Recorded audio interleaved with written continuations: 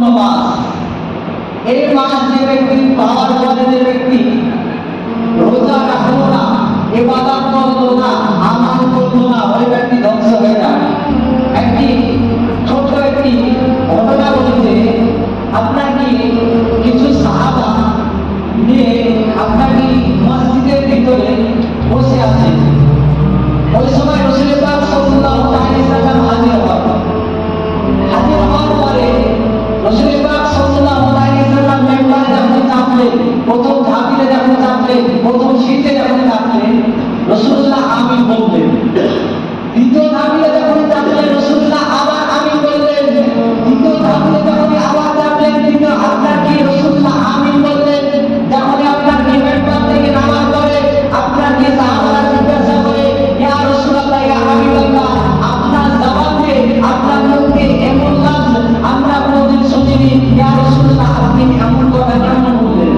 তখন রাসূল পাক সাল্লাল্লাহু আলাইহি ওয়াসাল্লাম বলেন যে হাদিসের সাদাদার, হাদিসের লিডার, হাদিসের প্রিন্সিপাল হযরতে জিবরিল আমিন আলাইহিস সালাম আসার পরে আমাকে বলে যে ব্যক্তি মাহে রমজান মুবারক মাস পেল, পাওয়ার পরে রোজা রাখলো না, যে ব্যক্তি মাহে রমজান মুবারক মাস পেল, পাওয়ার পরে আপনার কি ইবাদত করলো না, যে ব্যক্তি মাহে রমজান মুবারক মাস পেল, পাওয়ার পরে আমল করলো না, ওই ব্যক্তি ধ্বংস হয়ে যায়।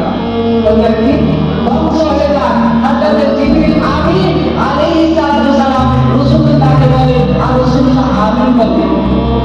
যখন রাসূলুল্লাহ আবার দ্বিতীয় ধাপে চাপলেন, চাপার পরে আবার আমিন বললেন। হযরত জিবরিল আমিন আলাইহিস সালাম আসার পরে বলে যে যেখানে আমার রাসূলুল্লাহর গুণগান হবে, চর্চা হবে, কথা হবে, আলোচনা হবে, ওই জায়গায় যদি দুরূদ না বলা হয়, ওই জায়গায় যদি দুরূদ না বলা হয়, আপনার কি ধ্বংস হয়ে যায়। সেখানে রাসূলুল্লাহ আবার আমিন বললেন।